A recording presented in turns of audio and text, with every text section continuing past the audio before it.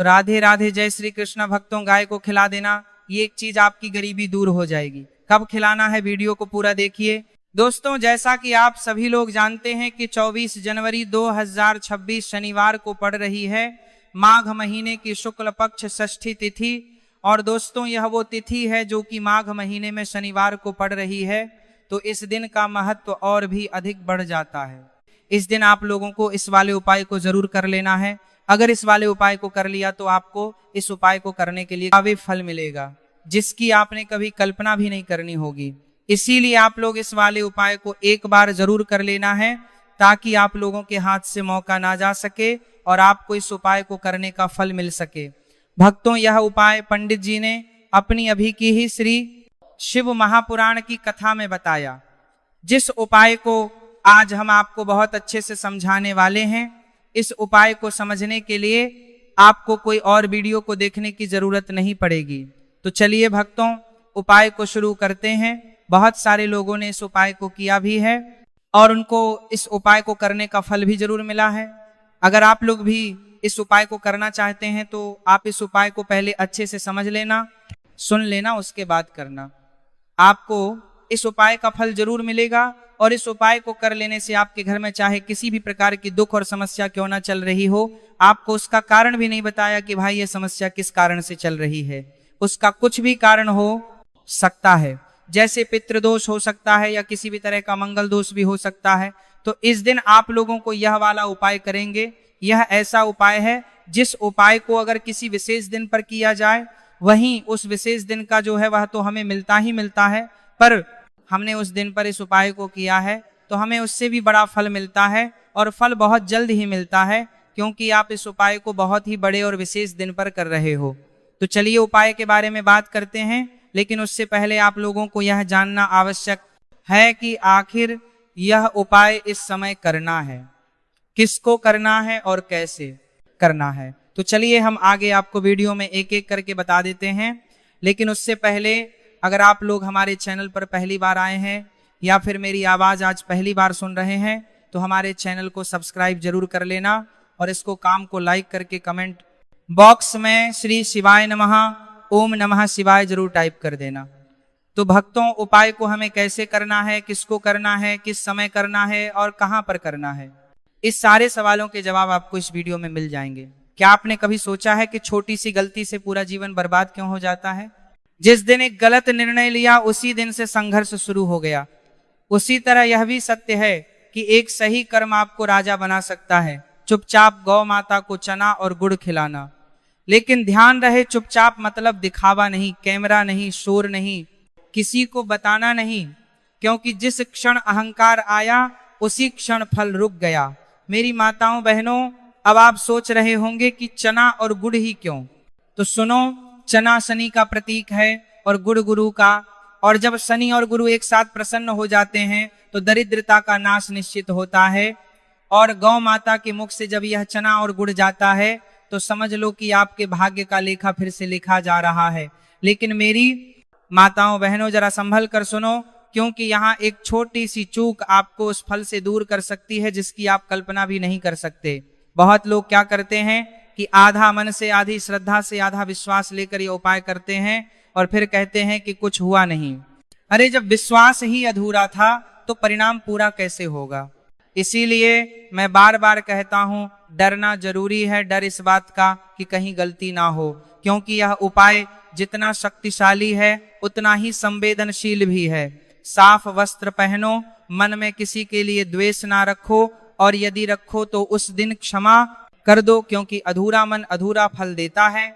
उसके बाद घर में भगवान विष्णु और माता लक्ष्मी का स्मरण करो, लेकिन ज्यादा विधि विधान में मत उलझो, क्योंकि आज का मुख्य कर्म गौ माता से जुड़ा है। सूर्य निकलने के बाद या शाम के समय जब आकाश में चंद्रमा का प्रभाव बढ़ने लगे, तब बिना किसी को बताए थोड़े से काले चने लो।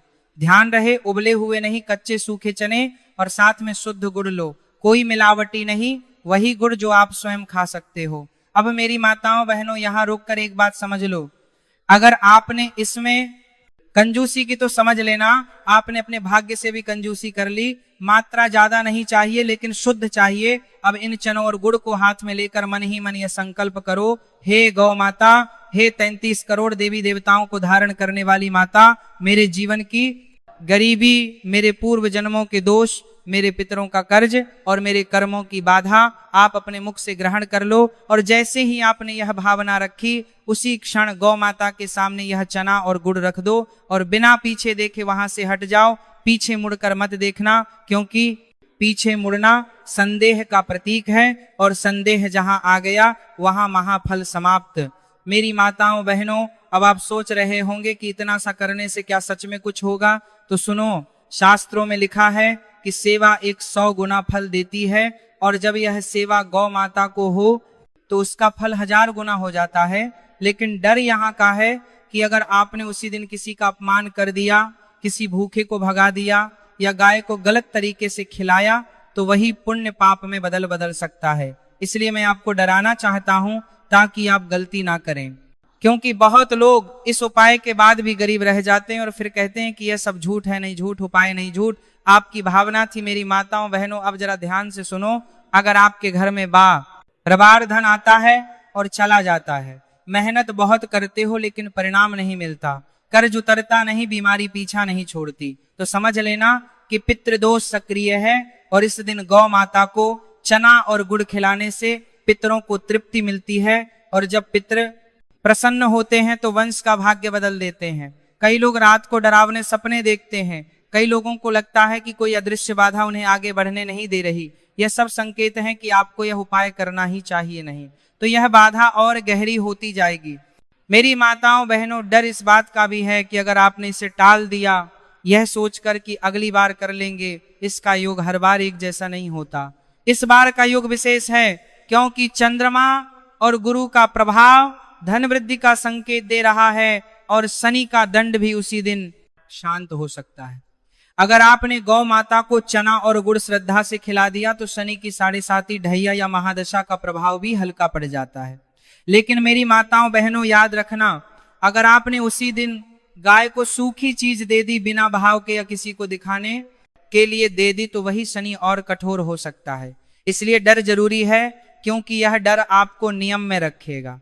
मेरी माताओं बहनों, कई लोगों ने मुझसे कहा कि हमने पहले भी गाय को खिलाया था, कुछ नहीं हुआ। तो मैं उनसे पूछता हूं, क्या आपने कभी यह देखा कि जिस दिन आपने खिलाया उस दिन घर में झगड़ा हुआ या नहीं? उस दिन आपने किसी को गाली दी या नहीं? उस दिन आपने मन में किसी के लिए गलत सोचा या नहीं? क्योंकि यह सब ऊर्जा को काट देता है। गाय को चना और गुड़ खिलाने के बाद घर आकर शांत मन से चंद्रमा को देखो और मन ही मन कहो कि जैसे चंद्रमा पूर्ण है वैसे ही मेरा जीवन भी पूर्ण हो जाए। और उसके बाद किसी से बहस मत करो, मोबाइल कम चलाओ और जल्दी सो जाओ, क्योंकि यह रात आपके भाग्य की स्क्रिप्ट लिख रही है। मेरी माताओं बहनों, अब मैं आपको एक डरावनी सच्चाई बताता हूं। जो लोग इस उपाय को सुनकर हंसते हैं या मजाक उड़ाते हैं, वे अनजाने में अपने लिए और कठिन रास्ता चुन लेते हैं, क्योंकि जब सत्य सामने आकर भी अस्वीकार कर दिया जाए तो कर्म और कठोर हो जाता है। कई ऐसे उदाहरण हैं जहां लोगों ने इस उपाय को हल्के में लिया और बाद में पछताए क्योंकि समय निकल गया था। इसलिए मैं आपसे बार बार कह रहा हूं, ध्यान से सुनो, इसे हल्के में मत लो। ये कोई कहानी नहीं, ये वह कर्म है जो या तो आपको ऊपर उठाएगा या आपकी उपेक्षा आपको नीचे गिरा देगी।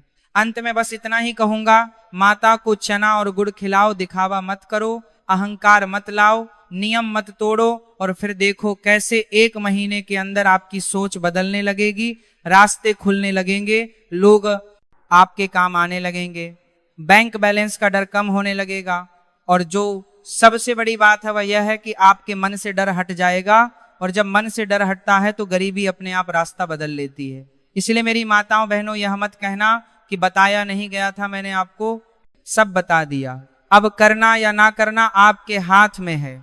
मेरी माताओं बहनों, अब जरा और ध्यान से सुनो, क्योंकि सुनकर आपके मन में हल्की सी भी बेचैनी पैदा हुई है तो समझ लेना कि यह संदेश आपके लिए ही है। और अब जो मैं बताने जा रहा हूं वह और भी जरूरी है, क्योंकि यहाँ सिर्फ अमीर बनने की बात नहीं है, यहाँ उस विनाश की भी बात है जो इस उपाय को जानकर भी अनदेखा करने से शुरू हो जाता है।